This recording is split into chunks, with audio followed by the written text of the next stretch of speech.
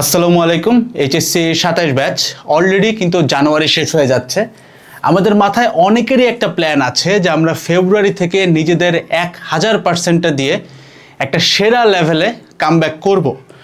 তবে একটা সমস্যাও হইতেছে। সমস্যা হচ্ছে যে ভাই, এটা আমাদের জীবনে এটা খুব কমন একটা ব্যাপার যে আমাদের পড়ালেখায় রেগুলারিটি থাকে না। অর্থাৎ এই যে দমটা আসতেছে তোমার মাথার ভিতরে যে আমি একদম বেস্ট অফ দ্য বেস্ট একটা মোমেন্ট নিয়ে কামব্যাকটা দিব, এইটা যে তোমার লাইফে একবার আসছে ব্যাপারটা এরকম না। তোমার লাইফে এই জিনিসটা বেশ কয়েকবার আসছে অ্যান্ড তোমার প্রতিবারই দেখা গেছে যে একদিন দুই দিন খুব মোটিভেশন থাকে, দেখবা যে ভিডিওটা যতক্ষণ দেখতেছো ক্লোজ করার পর পর্যন্ত 1 ঘন্টা পর পর্যন্ত সেই লেভেলে ডেডিকেশন মোটিভেশন থাকবে, বাট এরপরে আস্তে করে কাফটা নেমে যাবে। তুমি অবাক হওয়া জানলে যে এটার পিছনে এক্স্যাক্টলি 6টা রিজন আছে। 6টা রিজনই ডেসক্রিপশন বক্সে আমি টাইম স্ট্যাম্প সহ দিয়ে রাখবো। একটা না একটা রিজন তোমার মধ্যে পড়বে, যেটাই হইতেছে না কেন ওইটাই তোমার ক্লিক করে সলভ যদি করতে পারো, তুমি দেখবা রেগুলারিটি তুমি মেনটেন করতে পারবা। এবং এগুলো বলতে পারো টপারদের 6টা সিক্রেট আর কি, যেটা তুমি এখন থেকেই ফলো করতে পারো। আর তোমরা কিন্তু এটা অলরেডি জানো, অনেকেই আমাদের সাথে যুক্ত হচ্ছ আমাদের একাডেমিক টু অ্যাডমিশন ব্যাচে জানুয়ারি মাসের একদম লাস্ট টাইমে। কারণ মাসের শেষটা যদি তুমি ঠিক করতে না পারো, পরের মাসটা খুব একটা ভালো হয় না। সো ফেব্রুয়ারি মাস কতটা ভালো যাবে তার 99% ডিপেন্ড করতেছে তুমি জানুয়ারির লাস্ট টাইমে নিজেকে কতটা ইমপ্রুভ করতে পারো। সেটার লক্ষ্যে আমাদের সামনে কনফারেন্স কলও আছে এবং আমাদের টোটাল এই 27 একাডেমিক অ্যাডমিশন ব্যাচে কিন্তু এই যে জ্যান 27 জানুয়ারির জ্যান আর কি, জ্যান 27 এই কুপনটা অ্যাপ্লাই করলে তুমি এই ব্যাচে 1000 টাকা ছাড় পাবা, যেটা এডেড গ্রুপ কখনোই এই ব্যাচে এত বড় ডিসকাউন্ট দেয় নাই। এটা first time ever and that is the last time ever. Description বক্সে টাইম দেওয়া আছে, কতক্ষণ ডিসকাউন্ট আছে হিসাব করে তুমি যুক্ত হয়ে যেতে পারো। তো আজকের ভিডিওটাতে আমরা মেইনলি কথা বলবো যে আমাদের কেন পড়ালেখার ফ্লো হারায় যায়, হোয়াট আর দ্য রিজনস। তোমার আমি একটা জিনিস আরেকটা বার সতর্ক করি, আমরা এখানে 6টা পয়েন্ট নিয়ে ডিসক্রাইব করবো। এন্ড এই সামনে শুক্রবারের কনফারেন্স কলে আমি নিজে আবারও যেহেতু বসি, এটা নিয়ে আরও বিস্তারিত কথা বলবো, বাট এই ভিডিওটা তোমাকে সলিউশন দিয়ে দেবে, এটা আমি তোমাকে বলতে পারি।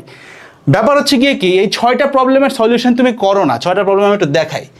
এই যে 6টা প্রবলেম, এটার তোমার ফিক্স সলিউশন নাই তোমার কাছে ভাই, you have to admit that. যদি থাকতো তাহলে তোমার ফ্লো নষ্ট হইতো না।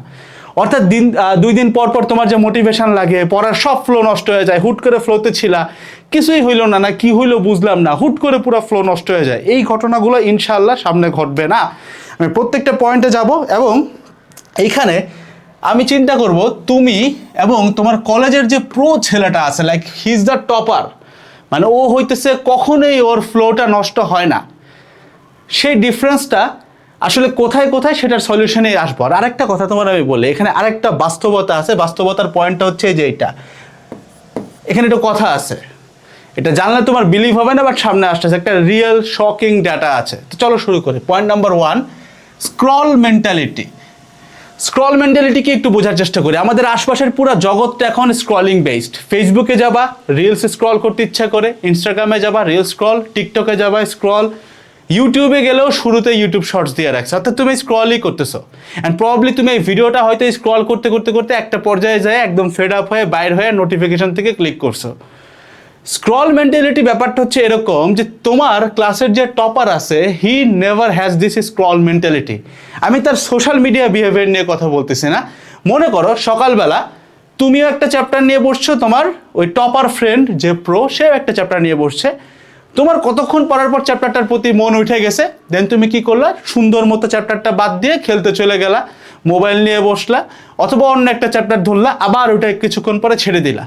ঘটনা যেটা ঘটে, তুমি যখন দেখবা যে পরপর 2 থেকে 3টা চ্যাপ্টারে তুমি অ্যাটেম্প্ট করছো, কোনোটাই শেষ হয় নাই, অটোমেটিক্যালি ভিতর থেকে কনফিডেন্সটা ডাউন হয়ে যায়।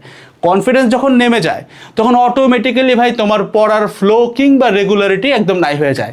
সো টপার হইতে হইলে বা ওই লেভেলে যে পড়ার ফ্লো হারাবো না, টপার আমরা সবাই হইতে চাই না, হইতে পারবো না, বাট আমি পড়ার ফ্লো হারাইতে চাই না।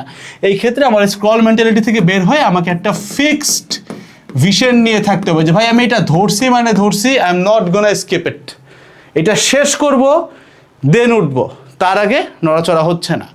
সেকেন্ড পয়েন্ট হচ্ছে নো ফিক্সড অ্যাডমিশন গোল।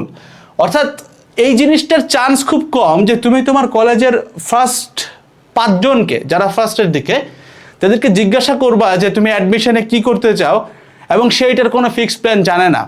সে হয়তো একটু ফ্লেক্স নিয়ে তোমাকে বলতে পারে যে আমি বুয়েট মেডিকেল নেবি, 3টাতেই যাব, অথবা একটু মিথ্যাও বলতে পারে যে মামা আমি জানি না।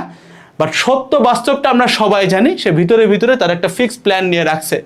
অর্থাৎ একটা স্টুডেন্ট সে ইঞ্জিনিয়ারিং করবে না, মেডিকেল যাবে না, ভার্সিটিতে যাবে, তোমার যদি মনে হয় থাকে সেই এই ডিসিশনটা এইচএসসির পরে নেয় কিংবা সেকেন্ড ইয়ারে নেয়, তুমি সম্পূর্ণ ভুল।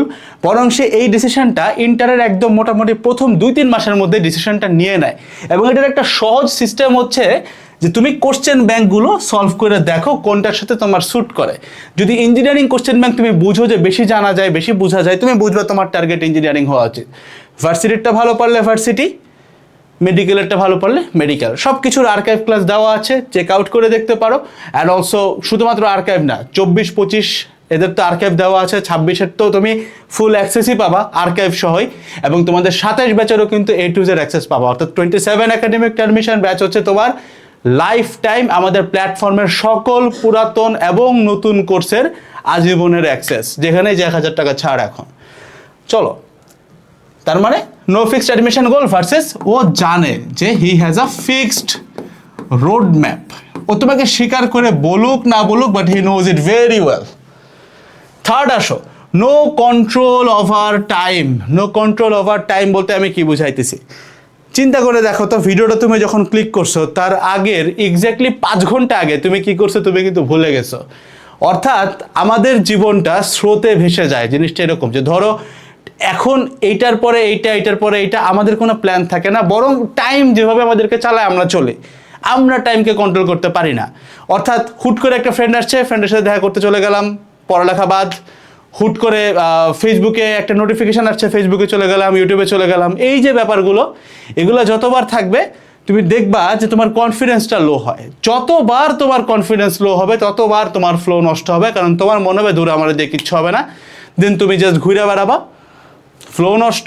দেন দেখবা কনসিস্টেন্সি বলে কোনো কিছু এক্সিস্ট করে না। On the other hand, if you look at this pro guy, ওর তার টাইমের উপরে খুব ফিক্সড একটা কন্ট্রোল আছে। অর্থাৎ সেও তো মানুষ, সেও ভুল করে, তারও টাইম নষ্ট হয়, এটা অস্বীকার করার কোনো সুযোগ নাই। তবে সে জানে যে আমার ধরো সে এই জিনিসটা হয়েছে, আমি কয় ঘন্টা লুজ করতেছি। তার একটা সেগমেন্টেশন থাকে। আমার লাস্টে একটা রেকর্ড করা ভিডিও ছিল, সেটা হচ্ছে তোমার আমার রুটিন কলেজ লাইফে থাকতে কীরকম আমি করতাম। ভিডিওটার লিঙ্কও আমি ডিসক্রিপশনে দিয়ে রাখবো, তুমি ভিডিওটা দেখে আসতে পারো। ওইখানে আমি বলে রাখছি যে কেন তোমার পুরো দিনটাকে অ্যাক্টিভ আওয়ার্স এবং ইনঅ্যাক্টিভ আওয়ার্স দুইটা ভাগে ভাগ করা উচিত। দুইটা ভাগে ভাগ থাকলে তুমি দেখবা যে তোমার সবসময় এখন যে আউটপুট আসে তার থেকে কমপক্ষে 6-7 ঘন্টার বেশি আউটপুট তুমি কম টাইম পরেও পেয়ে যাবা।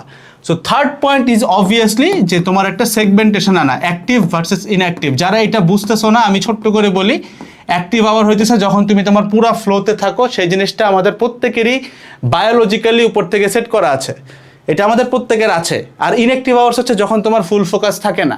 সো নিজের অ্যাক্টিভ আওয়ার সম্পর্কে আমাদের খুব একটা আইডিয়া নেই। এইটা আইডিয়া নিতে হলে তুমি এই ভিডিওটা একটু দেখে নিও, ঠিক আছে? ভিডিওটা ওইটা দেখে অথবা এইটা দেখে ওইটা দেখো। আমি বলবো আগে এইটা দেখো, এটা শেষ করে দিন ওটাতে চলে যাও, সলিউশন পাবাই ইনশাল্লাহ। ফোর্থ আসো, যেটা বললাম যে এইটাতে হইতেছে তোমার একটা সিক্রেট আছে, যে টপারদের ব্যাপারে একটা বলতে পারো একটা চূড়ান্ত একটা তথ্য ফাঁস করা। বাট এটাতে আমি পরে আসবো আর একটু, আমরা চলে যাই 5-এ। No obligation. নো অব্লিগেশন বলতে কি জানো? 4 নাম্বারটা বাদ রেখে নো অব্লিগেশনে আসো। সেটা হচ্ছে তুমি চিন্তা করো তো, তোমার আশপাশে যতগুলো টপার আছে তুমি চোখ বন্ধ করে কনফার্ম থাকতে পারো, এই যদি মানে মুসলমান হয়, এরা তাদের টাইম অনুযায়ী নামাজ কালাম পড়ে। অর্থাৎ 5 ওয়াক্ত নামাজ হয়তো সবাই পড়ে না, বাট তুমি দেখবে তাদের মধ্যে একটা খোদা ভীরু ভাব থাকে। এটা বলতে আমি কি বোঝাচ্ছি? অব্লিগেশন মানে দায়বদ্ধতা।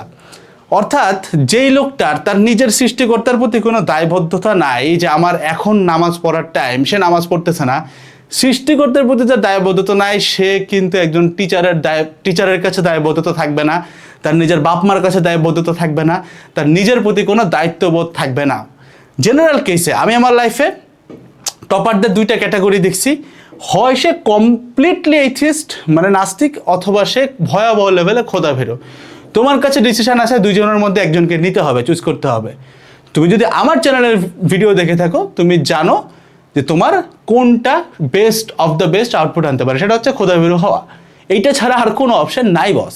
তো তোমাকে রেগুলার বেসিসে শুধুমাত্র 5 ওয়াক্ত নামাজ না, তুমি যদি আল্লাহর কথাগুলো শুনো, তার নিয়ম অনুযায়ী চলতে পারো, তুমি দেখবা তোমার লাইফ অটোমেটিক্যালি ঠিক থাকবে। ফাহাদ স্যারের একটা খুব পপুলার ভিডিও আছে, যারা রুটিন ফলো করতে পারো না, স্যার বলছেন যে তুমি খুব ইজি রুটিনটা ধরো, তুমি রাতে পড়ো, তাহলে তাহাজ্জুদের নামাজ থেকে ফজরের নামাজ এর মাঝখানের গ্যাপটাতে পড়তে পারো। তুমি সকালে ওঠো, তাহলে ফজরের নামাজ থেকে জোহরের নামাজের গ্যাপে পড়ো, জোহর থেকে আসরের গ্যাপে খেলো, ফুটবল টুটবল যা খেলো বা ঘুমাও, আসর থেকে মাগরিবের গ্যাপে নামাজ পড়ে একটু চা খাও, মাগরিব থেকে এশার গ্যাপে আবার পড়ো। সো নামাজগুলোকে কিন্তু খুব সুন্দর মতো ওই যে চেক পয়েন্ট আকারে ইউজ করা যায়। যারা ছোটোবেলায় গেম খেলছো চেক পয়েন্টটা জানো, তো এই অনুযায়ী যদি তুমি কাজ করো অটোমেটিক্যালি ফিক্স হয়ে যায়। সো অব্লিগেশন রাখতে হবে ভাই, অর্থাৎ সৃষ্টিকর্তার কথা তুমি যদি শুনতে পারো, তাহলে তুমি দেখবা অটোমেটিক্যালি তোমার এমনি লাইফ সাইকেলটা গুছায় গেছে। So he has a fixed obligation. সে কার প্রার্থনা করে, কার পিছনে হচ্ছে মাথা নত করে, কার সামনে মাথা নত করে, সেটা তার একটা স্পষ্ট ধারণা আছে। 6th হচ্ছে নো রিয়েলিস্টিক রুটিন। এইটা অনেক বড় একটা ফ্যাক্টর, সেটা একটু চিন্তা করো। তুমি যদি একজন এমন একটা ছেলেকে খুঁজো যে হইতেছে রেগুলার বেসিসে পড়ালেখা করে আসে, তুমি সব ক্ষেত্রে দেখবা তার নিজের একটা রিয়েলিস্টিক প্ল্যান আছে। অর্থাৎ সে কখনো এমন বলবে না যে ধরো আমার এই মাসে কিছুই পড়া হয় নাই, পরের মাসে আমি পুরো দুনিয়া পড়ে ফেলাবো, এই ঘটনা সে ভাই জীবনেও তোমাকে বলবে না। তার একটা রিয়েলিস্টিক এক্স্যাক্ট প্ল্যান থাকে। আমি তোমার জায়গায় দ্বারা একটা কথা বলি, তোমার কাছে হয়তো মনে হতে পারে যে জানুয়ারি মাসে আমি কিছুই করি নাই, বাট ফেব্রুয়ারি মাসে আমি পুরো সিলেবাস শেষ করে ফেলবো। এটা কখনোই ঘটবে না। রিয়েলিস্টিক প্ল্যান হইতেছে এরকম যে তুমি জানো যে জানুয়ারিতে তুমি কিছু পড়ো নাই, ফেব্রুয়ারিতে পুরো সিলেবাস জীবনও শেষ হবে না, 1 মাসে সিলেবাস শেষ হয় না। What I can do is, ফেব্রুয়ারিতে আমি আমার বেস্ট ভার্সনটা হইতে পারি, সেটার কারণে হয়তো সিলেবাসের 3 ভাগের 1 ভাগও শেষ হয়ে যেতে পারে। এটা রিয়েলিস্টিক প্ল্যান। এটা না করলে কেন ফ্লো ভঙ্গ হয় সেটা আমি তোমাকে বলি। ধরো তোমার রিয়েলিস্টিক প্ল্যান নাই, তুমি চিন্তা করতেছো ফেব্রুয়ারি ফুল সিলেবাস শেষ হবে, তো ওই হিসাব করে তুমি হয়তো চ্যাপ্টার বের করছো। চিন্তা করো, এখানে আমি একটু গুনি, চ্যাপ্টারটা গুনি, এটা একটু ভালো মতো শুনো।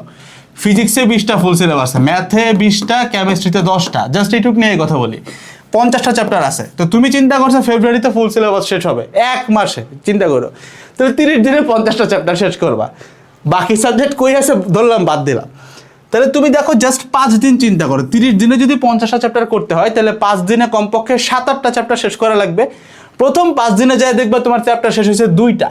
তুমি যখন দেখবা যারে বেটা আমি 5 দিনে চ্যাপ্টার মাত্র 2টা শেষ করছি, এটা কিন্তু রেয়ার কেস। 5 দিনে 2টা শেষ করছি, 30 দিনে কি 50টা জীবনও শেষ হবে?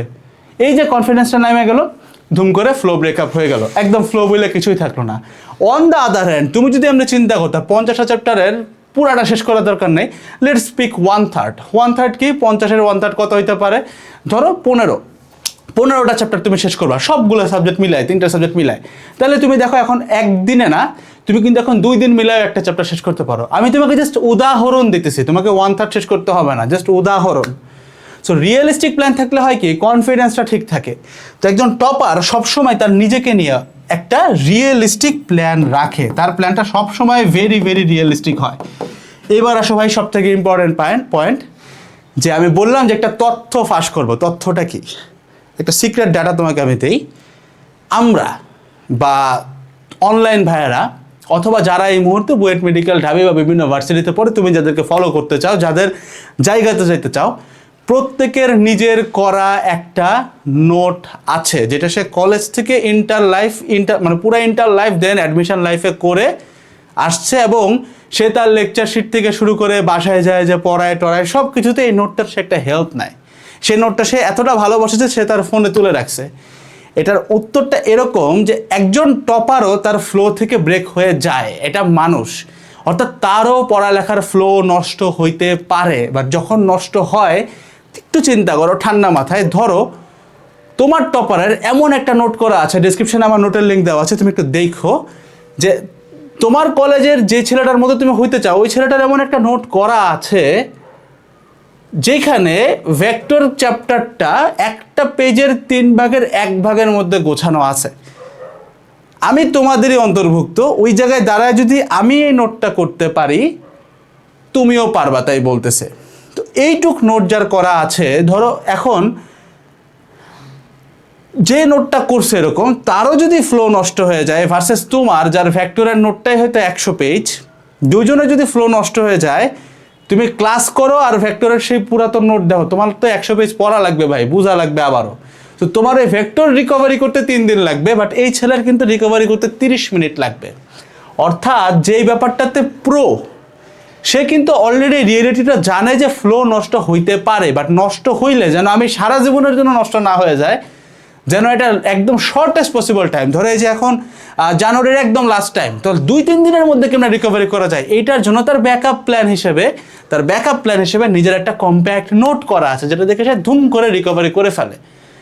স্ট্যাটের কথা বলতেছিলাম, আমরা দেখছি আমাদের এই যে একাডেমিক অ্যাডমিশনের ভিতরে যে ফাউন্ডেশন ক্লাসগুলো আছে, এটার সিস্টেমটাই এরকম যে টিচারের নিজস্ব করা নোট, আমার নোট, অনলাইনের কনসেপ্ট বুক থেকে শুরু করে সবগুলো টেক্সট রাইটার, কী কী বইতে কী কী ম্যাথ আছে সব কিছু মিলে নিয়ে এক একটা চ্যাপ্টার আমরা প্রায় মাস খানেক ধরে নিয়ে একটা লেকচার শিট ফর্ম করি, দেন ওটার উপরে ক্লাস নেই। সো এতটা কম্প্যাক্ট থাকে। তো আমাদের ডাটা আমি দেখছি যে ধরো ছেলেটা হয়তো এসিএসে আছে, বিপিতে আছে, কিংবা উদ্ভাসে আছে, কিংবা যে কোনো একটা অনলাইন প্ল্যাটফর্মে আছে, সে কি করে, তার একটা কম্প্যাক্ট নোট, যা এটা করতে কিন্তু অনেক সময় লাগে, তুমি চিন্তা করে দেখো ধুম করে পারবা না। তারা যেটা করে এই ফাউন্ডেশন ক্লাসটা করে করে নোট করে ফেলায়। ফাউন্ডেশন ক্লাস কতটা কম্প্যাক্ট তুমি চিন্তা করো, যে নিউটনের বলবিদ্যা ভাই যেটা অনলাইনে মিনিমাম লেকচার সাইজ হবে 50 ঘন্টা, ওইটা আমরা দিচ্ছি 4.5 ঘন্টায়, যেটা বাংলাদেশে একটা রেভলিউশনের মতো। মানে আমরা গর্বটা নিয়ে বলতে পারি আলহামদুলিল্লাহ, because we have worked so much for it. একটা পুরো লিটারালি ডেডিকেটেড টিম এটার বেশি কাজ করছে। সো এই যে চ্যাপ্টারগুলো, এগুলো এতটা কম্প্যাক্ট করা যে তুমি যদি ফাউন্ডেশন ক্লাসটাকে জাস্ট নোট করে ফেলো, এটাই ছোট্ট একটা নোট হয়ে যাবে।